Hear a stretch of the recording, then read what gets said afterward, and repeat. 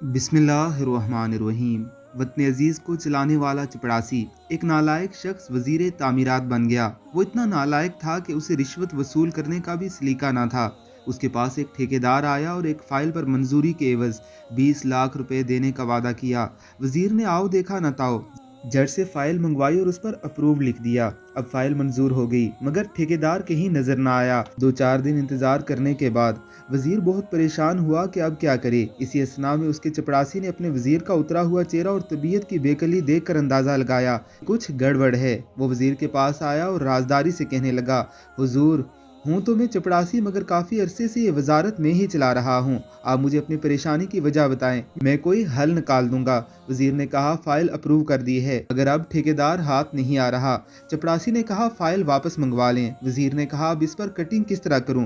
चपड़ासी ने कहा, जनाब परेशान ना हो, कोई कटिंग नहीं होगी। फाइल वापस आई। चपड़ासी ने कहा, आप इस अप्रूव से पहले नॉट लिख दें, मकसद पूरा हो जाएगा और कोई कटिंग वगैरह भी नहीं होगी। वजीर ने ऐसा ही किया। अब ठेकेदार को पता चला तो भागा भागा आया और 20 लाख का ब्रीफ केस पकड़ाया।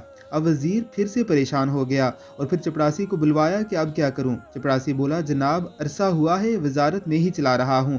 आपने फाइल पर जहां नोट लिखा है वहां टी के बाद ई लगा दें, यानी नोट को नोट बना दें। अब ये होगा, यानी नोट लिखा हुआ होगा और सामने अप्रूव्ड होगा।